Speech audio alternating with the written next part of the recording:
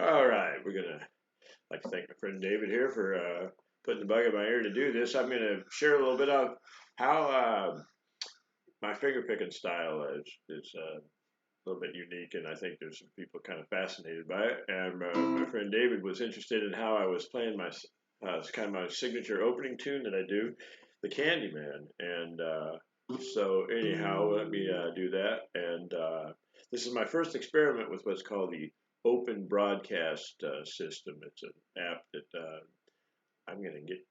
I'm gonna get this second wide because it's a beautiful thing. It's gonna help improve. Trying to get the good sound now. I'm going to try to improve the visuals. I can't do much about this, but I can help with this, right? All right. Anyhow, the Candyman here. So I'll play a little bit of it.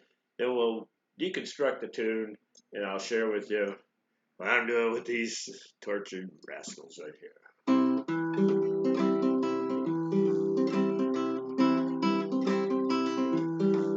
Candyman said, been here and gone. Candyman said, been here and gone. Candyman said, been here and gone. Wish I was in New Orleans, just sitting on Candace now.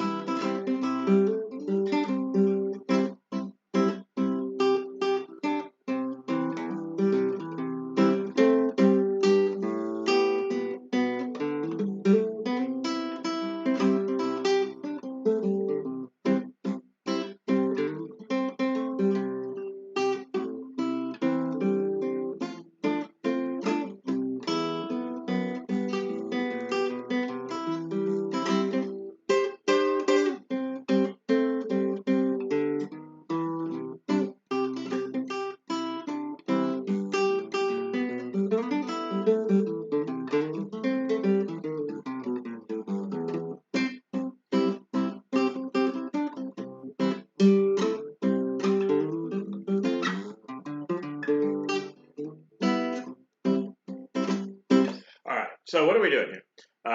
The main thing that I always start off with, and I'm singing the choir here, is get in tune. And if somebody sees this other than you, David, who doesn't get in tune, I hope they go by a snark because it's really counterproductive to practice out of tune. And if you've got tuning problems with your instrument, definitely take it to down to your local Paul Webb type stores we have here in the Bywater and have them tell you either throw the thing away and start over, or he can adjust the bridge, which is most likely charge about $20, and then play in tune because it's just myriad problems. And it's not that we want to be slaves to Western harmony necessarily, but we've all agreed that the note A is 440, and everything in relation to that follows the overtone series. If the overtone series takes a left turn at the out of G note, then then we're playing modern jazz, and there's a reason they call that free jazz because that's what you're gonna make playing. No, I'm just kidding. There's a lot of really great avant-garde jazz artists. So anyhow, what I do is when I pick a song to add to my repertoire, of course I listen to it, right? And the first thing I listen for is it doesn't really matter what key it's in because I'm going to put it in my key eventually anyway. So I listen for the form. So what is the basic form? Or is it a 12 bar? Is it an 8 bar? Is it AABA? ABAB?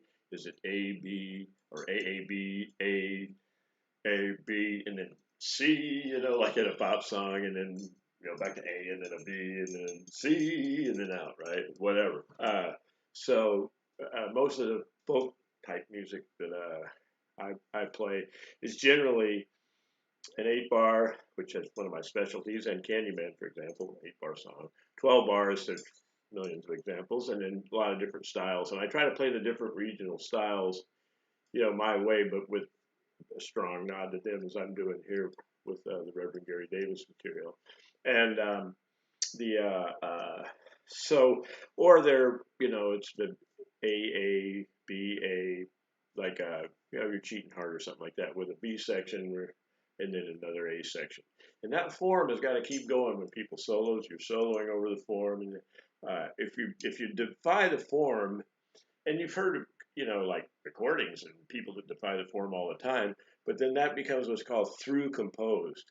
and you can't really jam with other people on through composed material. I'm just telling you, right? So you never hear anybody go, "Hey man, let's play that Yes song," right? Come on, man.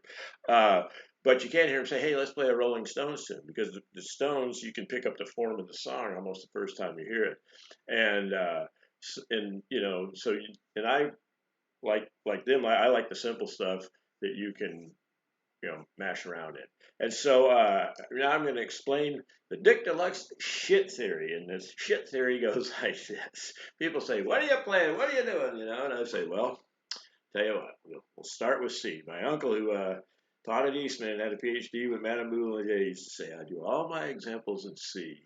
So it's very clear, and then you can extrapolate them by learning how to transpose, right? And that's very key for singing, but for the purposes of what we're doing now. And one thing, unlike a lot of folk blues, is kind of modal, if you will, where they play in open tunings, for example. And so that's one style of folk and popular, less so popular music, but folk and even jazz and stuff like modern, Miles Davis when he was doing kind of blue. That's real modal kind of stuff. John Lee Hooker playing the guitar, that's very modal and so forth. Dwayne Allman, that's all got real modal elements to it. I don't use capos and I don't play in open tunings. I'm doing my open tuning's E minor 7, right? And so I work with that no matter what key I'm playing in for what that's worth. But I always try to demonstrate in C just for clarity. And because in the finger picking style, first position's kind of where it's at. And when you go out of that, it's for the great contrast and you get your low note and so forth. So why do I call it the shit theory? And I call it the shit theory because when I play C, what do? I play my C shit. I'll demonstrate, right? So I've got a C chord. As calm as it gets. So if I start turning around with it, what am I doing?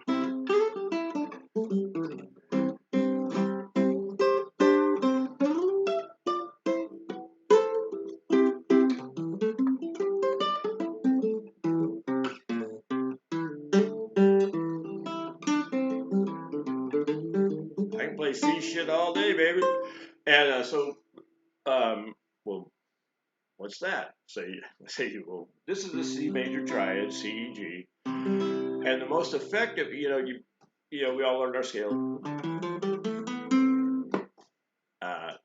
Seldom used, I would have to say. And why seldom used? Because what really fits is what you call the major pentatonic. And it's C, D, E, F, G, and back to C. I mean A, and then that's G, Jesus Christ. So, and that's a pentatonic scale. And ironically, the major pentatonic is the same as minor pentatonic, so I'll explain that. And just for example,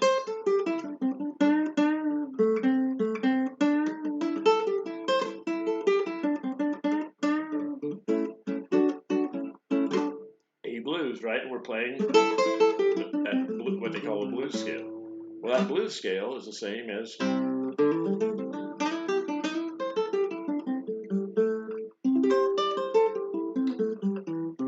so when you're playing a major, I would recommend that you learn the places that it is on the neck as a chord.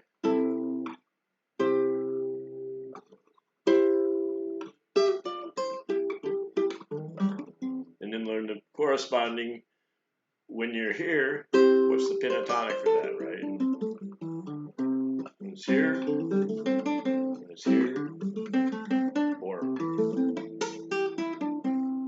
And that implies that there's one pattern that goes all the way up the neck. Bingo, right? So I break them down into the 5 spots. And I'm sorry if this is redundant to what you already use and know, but I just know that when I'm playing a C,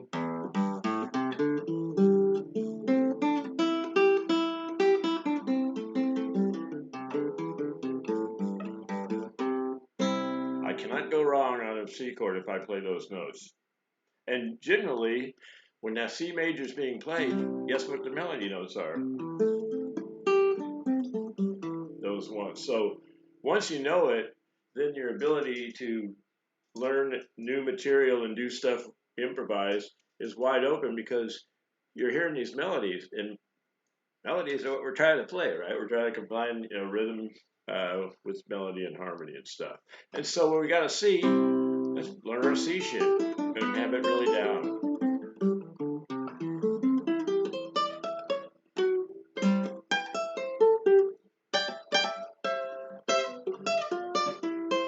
So those are 6, right? Kind of cool sound. And then you can do the little stuff.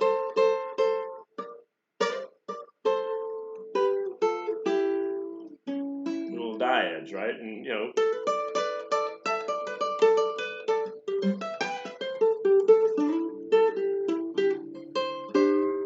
gotta get some country stuff going in there. That's just all C shit, folks. So if I'm comping, and now what I try to do is I try to do a little sleigh ahead where it appears where I'm kind of playing a bass line. I got 2 chords going on now.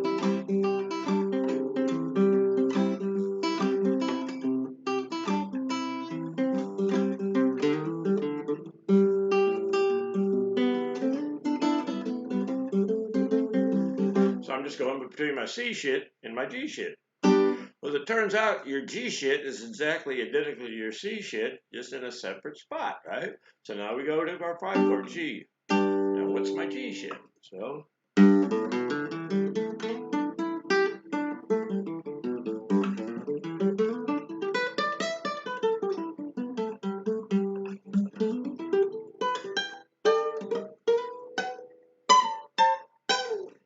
etc. So is it the same? Yes. So and what I mean by that is here our scale is G, A, B, D, and then our friend E, and then back to G.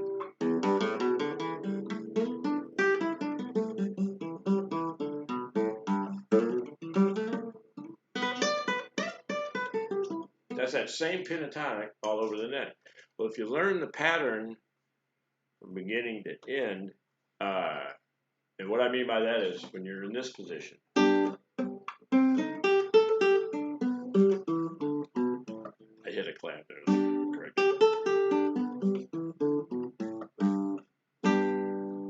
And this is version G. So I kind of think of that as my second position, but that's all horseshit, right? I just learned the pattern. The pattern is the same. I'm doing it here in G, right? Now I'm doing the same thing in C, but it's here.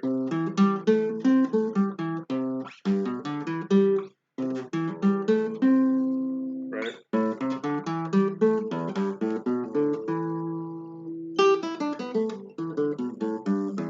So that's exactly like, if you're playing, and in blues, same exact scale as, so how can it be both the blues scale and the major scale? It just is. And so what's fun, of course, when you get your positions and your G shit together with your C shit and your F shit and blah, blah, blah, is that then, there's times when you're playing that G chord where that's all your melodic stuff. But when it goes to like a G7th, you might want to color it with the G blues scale itself. Just depends, and that's a matter of taste. And there's some real good, and I do it a lot where I'm mixing my my blues scale with my major pentatonics, but mostly it's major pentatonics. And if you get to where you can do that, then everything that's the outside stuff, so to speak, is that much easier to control. And one thing that what we're trying to do is control our materials. And so that's why I think chord to chord. I don't think I'm in this key, or it's 1, 4. I mean, I know it's 1. I can hear 1. I can hear 4. I can hear 5. I can hear 2. I can hear blah, blah, blah. But where it is what I want to do is, I've never heard the song before. And let's just say we're going along like this. And I'm thinking, well, I kind of know what to do here. If he gives me a solo like then he goes here. Yep, I'm doing good so far. We haven't played any modern jazz, you know. The guy just wrote the song this week, right? Yeah. And then he gets through singing, and I play a solo. I've never played a gig with him before. Oh, how did you know the song? You know, Western Union, young man. So anyway, and it's a matter of just doing your shit, and that's how people fake it, you know. And that's why a song with an easily discernible form is what bands that play on Frenchmen and so forth do, whether they're playing swing jazz or whether they're playing blues or whatever the hell they're playing. The musicians understand the form, so they know what the hell to do. And if it's swing jazz, then you need to have a little more shit at your disposal than if it's three-chord blues or folk, right? But the principle of it's this chord, and I don't give a shit what context it's in. If I play this, I can't go wrong. I cannot fuck this up, right?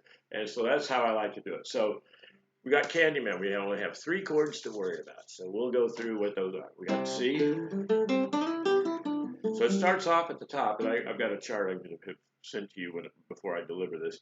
And it's an 8-bar song. So it's 1, 2, 3, 4. Bending on. We're in the second measure. Now the third measure. So 1 measure G. Now we're back to 1. Candyman.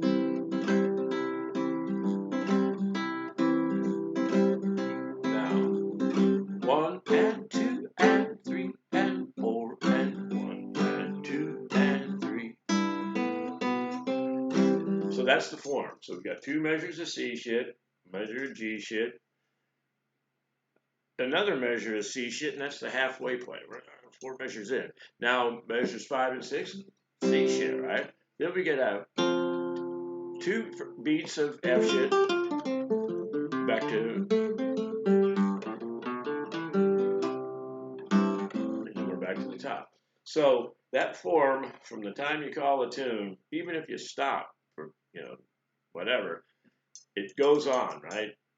Because if you stop and start where you left off, come on, man, that's just wrong. So once you start, you want to have your tempo together, and I always encourage people to, instead of just starting a song and, oh, fuck, it's too slow, it's too fast, let's get in our head for a second. You know, if we look in this face, you know, you kidding? I look like hell every day, particularly with the teeth, and that's helping.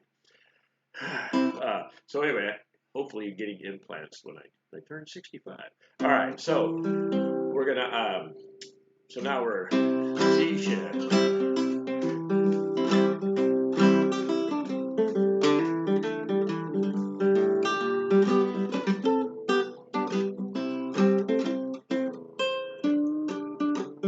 So we just want to always have that, you know, the form going up.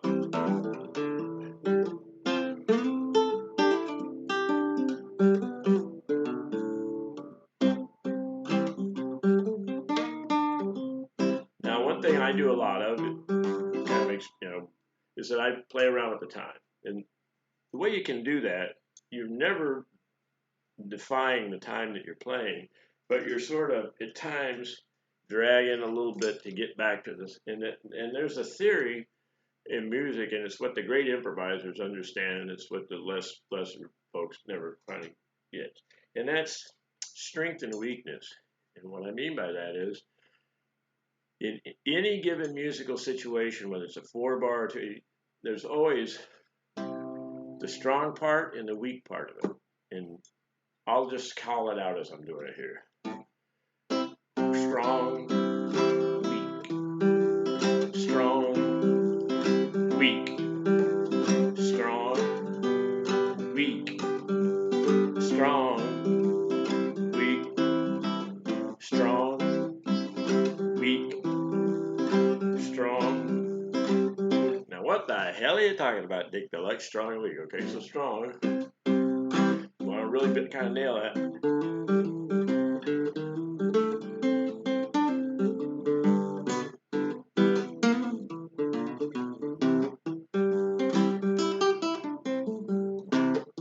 So you want to hit those. If you hit those strong ones, that means you can screw around on the other one.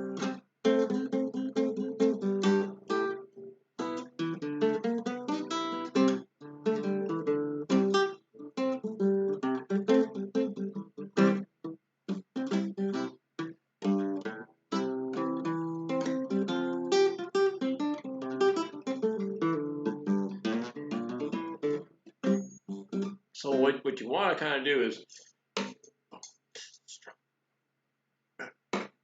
so in jazz, like guys like Charlie Parker, every other note is a strong weak combination. So it's kind of like they're doing two things at the same time. They got one sort of the scale idea, but every other note is above it, below it, and all that. And it's sort of like it's that quality to it. And because he's tight on the form, and we had shit.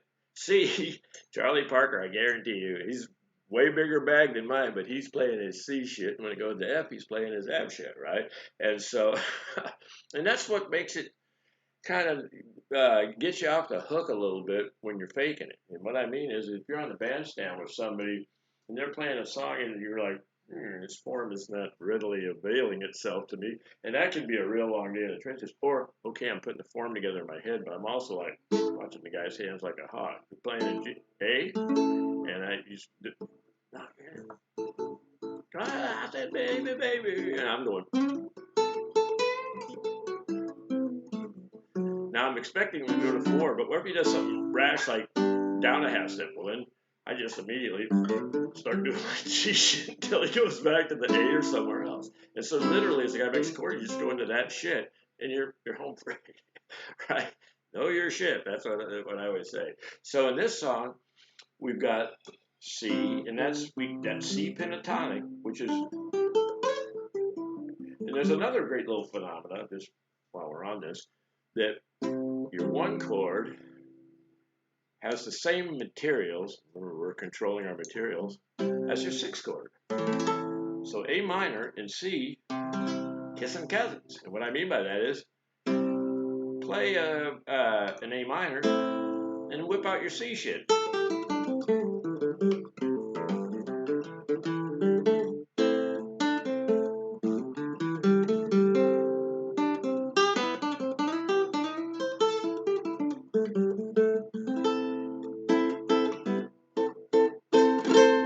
All C shit, right?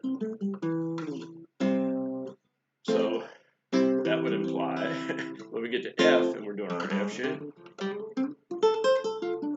the key of F, 6th chord, D minor. So it turns out once you know your F shit, you know your D minor shit.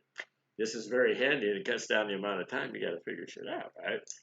G, E minor. And sure enough, G. We're happy, depressed.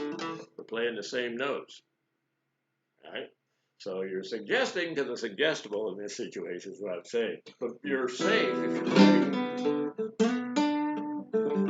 You think, well, what if you play all that happy stuff? Well, don't sound happy anymore. So that's a point that I think is lost on a lot of folks that in music.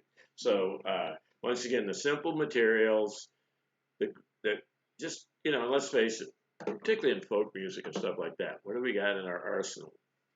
15, 20, 25 chords, and most of them are and they're all the same shit, right? So I encourage this get thy pattern together where you just see it so that as it changes chords, you go, oh, that's where I am in the pattern. Oh, now we're here. Pattern moves to here. Oh.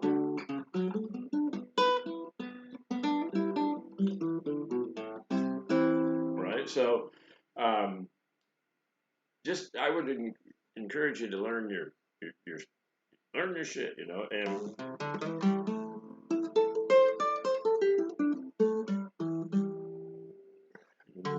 you're on a G chord all of a sudden. Now we're on. And you can kind of hear that, So whether it's Candyman or you're cheating hard or whatever, somebody starts a song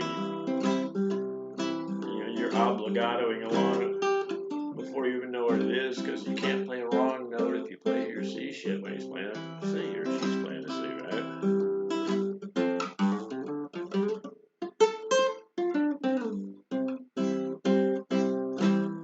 Ooh.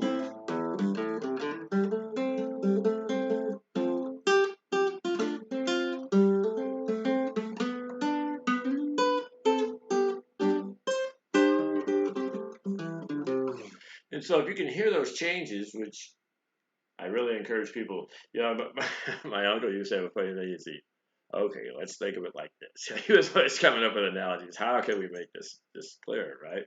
He goes, "Okay, we're calling C Carl, right? I can see him every day. He delivers your mail. I mean, Carl is always around, right? Now, could you imagine having been playing Carl for 30 years and not recognize him when you see him or hear him, right? Okay, now we got Fred over here. Fred's an old friend too, you know. When you hear Fred, should you be going, what's that, right? Regardless of whether Fred's the one chord, you know, Fred could, you know, Fred's the four chord in C, for example. But Fred is also the five chord in the key of B flat. But Fred's still Fred, right? So how embarrassing not to recognize a Fred. I mean, Fred's in a crowd. He's not sitting 4 seats down from you. He's sitting 2 seats back. But still, that's Fred, you know. Hey, surprised to see you here, but hey, I recognize you, right? Anyway, I hope this isn't too far. You know, we got George, you know. So now we got Carl, Fred, and George. And by cracking with Carl, we know exactly what he's having for breakfast every day and what he's going to say next, right? Because we know Carl, right? Fred, same thing, man. Fred's just always Fred, you know. And old George is himself, you know. And then there's Augie, and then there's Doggy, and then there's Earl, and, you know, Butch, whatever. These are our friends, and we use them, you know. And there are happy friends when they're major. There are unhappy friends when they're minor. And then there are confused friends when they're dominant. We have to go somewhere with that, right? We're already home here. But here, we want to go home, right? And so that brings up the thing of, you know, happy, sad, and really confused. That's the only three states of music, right? So if we're playing a tune, good to recognize happy, right? Who doesn't want to know happy when they hear happy, right? And then when we get to the minor, you know,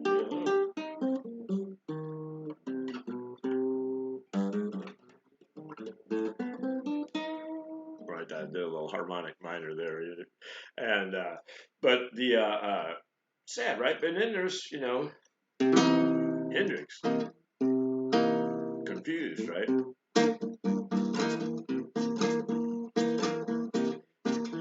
It's you know, kind of nebulous the way that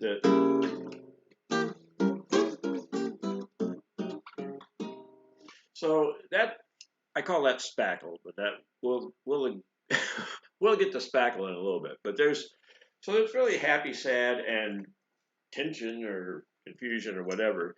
And confusion generally likes to be resolved. If you remember in the movie Amadeus, Mom would go down and hit a nice five chord and then walk out of the room, and he'd get out of bed and go play the one chord so he could fucking not be driven crazy by this, right?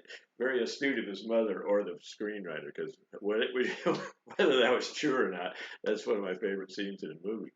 And so, you know, if we wanted to, we could start Candyman with a big old five chord, the G, right? Well, the Candyman said, because that resolves, right?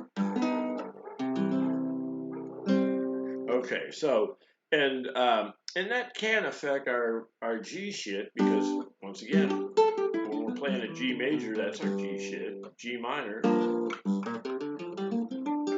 that's our G shit. Now our G's dominant could be different things. Like if we're playing it in minor and I'm on a five chord there,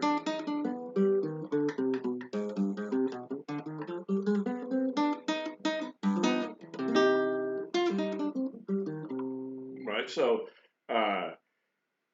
there's and one of the great things though is that when you are on one of those five cards, you can just bullshit, because as long as you land where you're landing, right? If you bullshit on the one chord, then it just sounds wrong.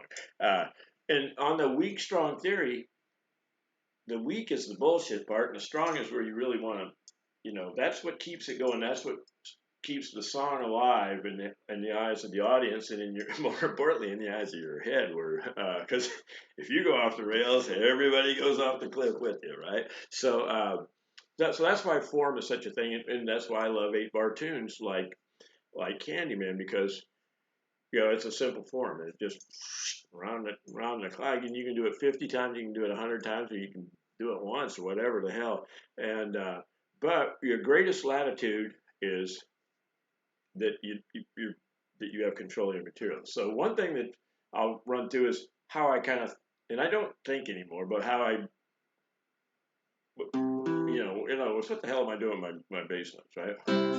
And well, one thing that always works in bass is 1 root 5th. Eat shit, eat shit, eat shit. Strong, root, strong, weak, strong, right? And so if you do that,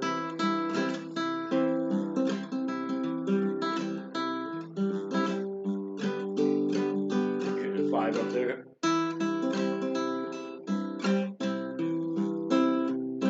Probably a good way to get it and get that, and then you try to get a little independent.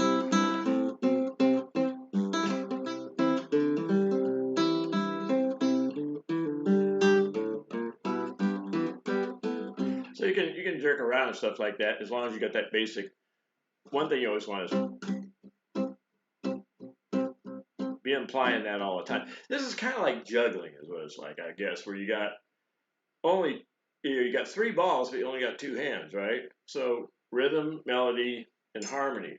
So fortunately, they can imply each other, and and so it sounds like I'm at times like I'm playing all 3, and there's a few times when I really do, but mostly what I'm doing is slay of hand by pushing always having the right harmony, and then when I'm fucking around, I've got the shit that fits that particular chord, right? So if I'm on C, I'm going like C, chugging down the line, 1, 2, 3, 4, and weak, strong, weak, strong, weak, strong, weak, strong, weak, strong, weak, strong, weak, strong, weak, strong, weak, strong, weak.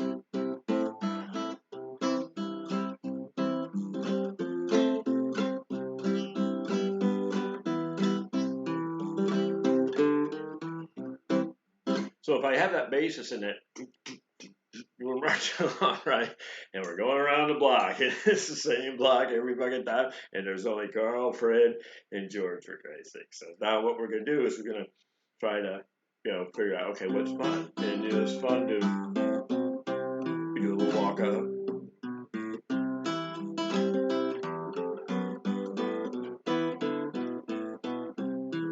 And what I'm doing is, okay, when I'm on my G, that bullshit, it's my G shit, right? So just don't play C shit on the G, and it doesn't sound like you're fucking up, but you are. Okay, so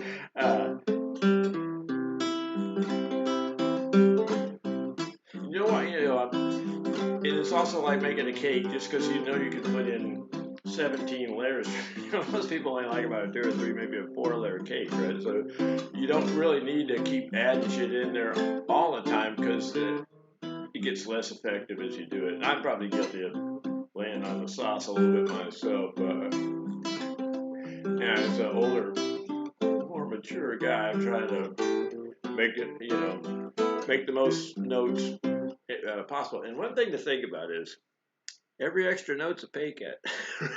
So that's a principle that's hard for a lot of people to deal with. And I recommend Miles Davis as an example of a guy who Coltrane was making $1 an hour compared to 20 for Miles. And I mean, I'm not putting it down. I'm just saying he was playing a lot of notes and he was getting it out. Man, there was he'd been hit by a bus or something, because that guy had it. And I think Miles did too, but Miles did the opposite. He just he got so much tension out of silence.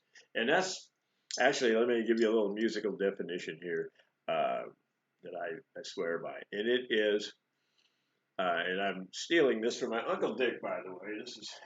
This is him and my dad. I'll give you a little close up here. That's 1946 or so, and that's the Egner twins.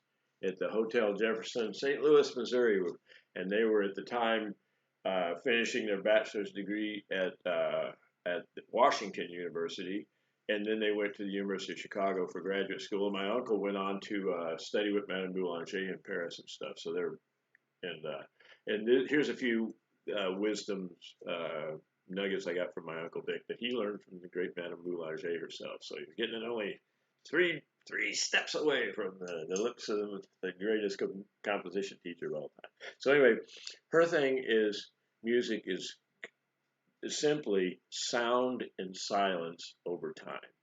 So if you have nothing but sound, you've got an air raid siren. And if you have silence, you got silence, right? And of course, that's how you create rhythm and so forth. But it's really the formula, if you were going to do an E equals MC2 for music, is nothing but sound and silence over time, right? And as it turns out, silence is your friend. And like I said, every extra note's a pay cut, right? So that's one. And then another thing she said that I always thought was a really brilliant observation, and one that as a guy who used to be kind of a jack-off guitar player when I was a young guy, because I neurotically and chemically had myself practicing, 20 hours a day for, many years when I was a youth, and could do that kind of stuff. And but she said that genius is found in the common places. And, this is someone who's, teaching, Copeland and people like this, Stravinsky and stuff, how to be composers. And I just always thought that was a remarkably beautiful insight and stuff. And just for a little more trivia on that front, she, the way that she determined who got into her class, and of course, almost everybody that had a master's degree from any it was either was a serious composer was trying to study with her, so it was one in a 5,000 chance of getting in.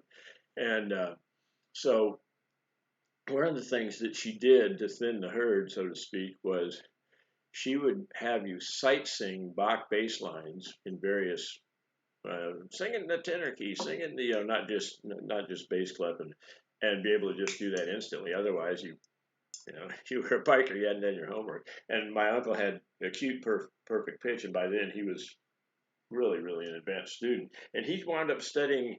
He's one of the few that got a theory degree and not a composition degree, and he never wrote a composition in his life. But he was a master theoretician who studied with Van Boulanger, but also worked with the Walter Piston on the great book that if anybody that's ever gone to study classical and even jazz music and at the college level, that was sort of the Bible and so forth on Western harmony. And he taught harmony, and he got a little bit of fame in the academic journals because he went back and redid Bach and came up to different conclusions that had been made before on what Bach was intending and so forth.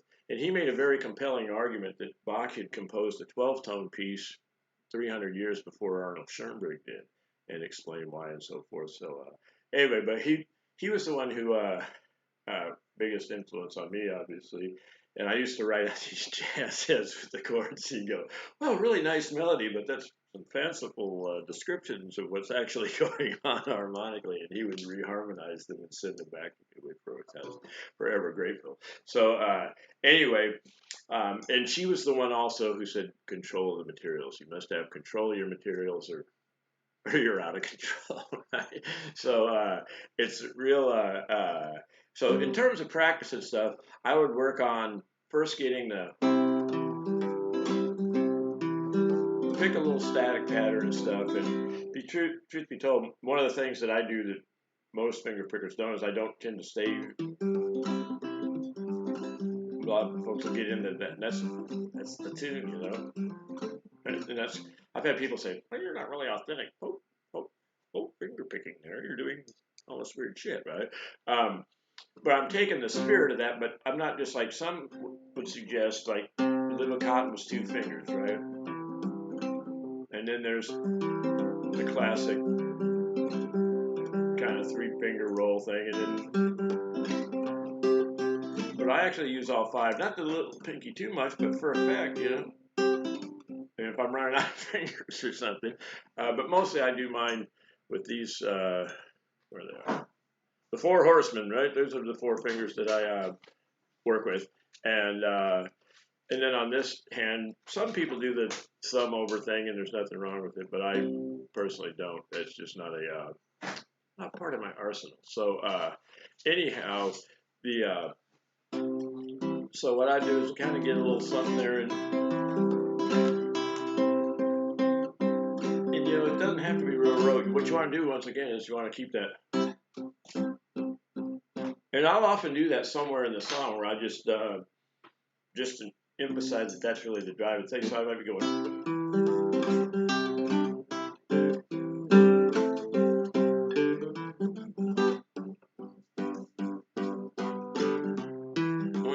Once again, that's kind of a strong, weak thing, right? Strong, weak. Strong. Now I'm superimposing strong over the top of it.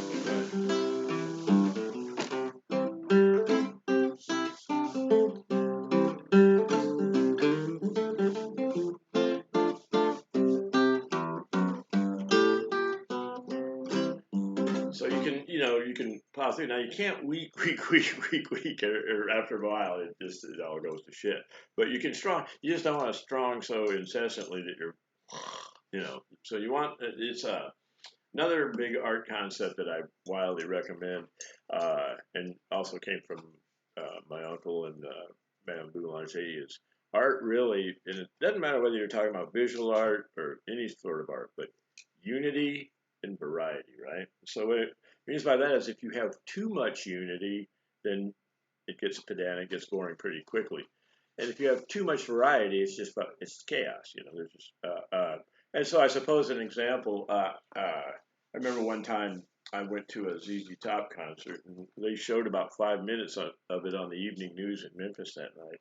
And my dad said, well, first he said, "Oh, it's a Funny Hats band," sort of like back in the big band days because they had their beards and shit, which I thought was funny. But also he said, "Oh yeah, man, that's they cut to 6 songs and they're all the same thing. What the hell? That's too much unity, right?"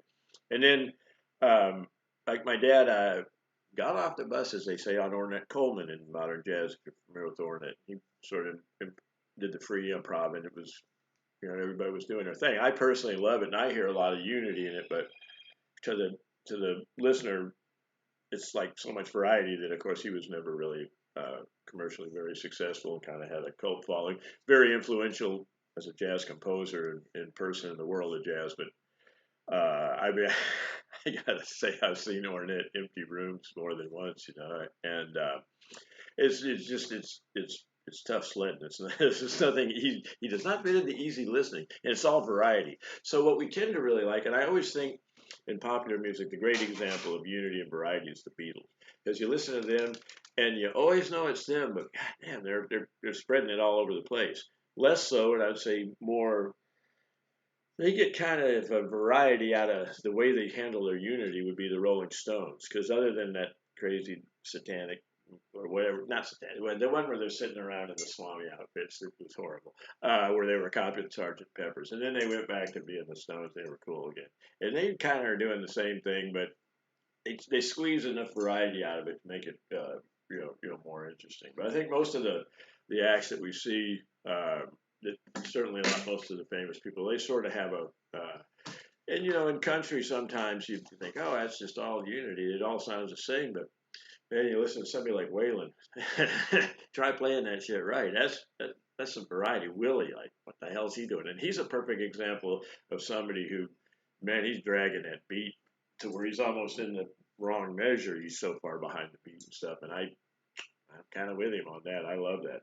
And in my band, my duo with Will McMain's Basketball Jones, man, we are, in Bill Barrett, we're thrashing the time. And what I mean by that is we're implying 3 and 2 all at the same time in 4/4 music. So 1 and 2 and 3, right? 4 and. But what we're hearing is.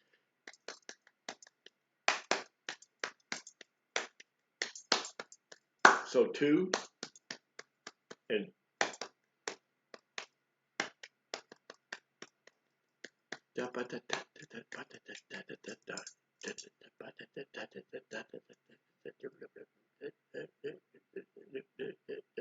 So this is always going. You got to always be implying that. But then don't just have to. Your outside stuff can have this rhythmic 3 against 2, and that's the good stuff. And that's what's built into like Joseph Spence. You got to listen to Joseph Spence. He's a big influence on me. And Ry Cooder, he's a Joseph Spence disciple as well. And but Reverend Gary Davis, man, just 3 against 2 the whole time. Skip James, he's playing the blues, but he's got that rhythmic thing that's going on. It's so exciting. Of course, all of New Orleans funk and stuff like that, 3 and 2 at the same time.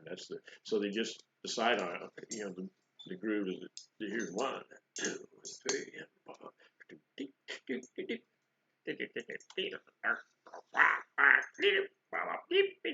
that's all 3 and 2, and that's where your silence really comes. Like funk is where silence is more important than anywhere.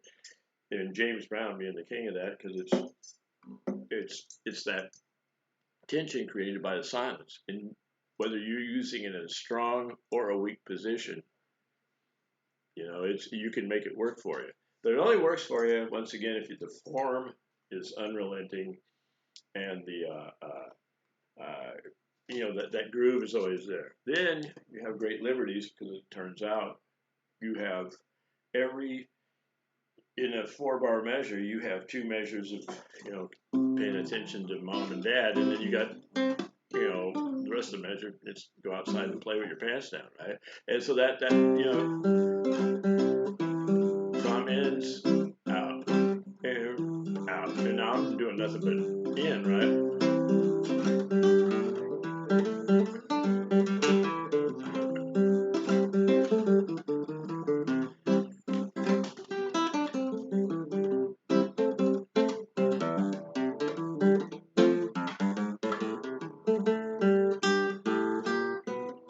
So you can kind of do anything as long as you're doing everything, you can do anything. So kind of reiterate the Dick Deluxe shit theory. I'm playing a C. I play my C shit. For Fred over here, hey Fred, good seeing you. I don't know you anywhere. And in G, hey, it's a little freebie we get for being an E minor 7th,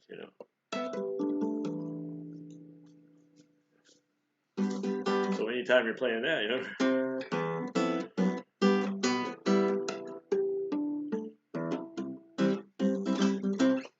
cheap little extra trick there. So anyhow, I hope this has been helpful and you're not like going, oh God. I'm going to finish this up and I will mail it to you. And it's been a lot of fun putting together.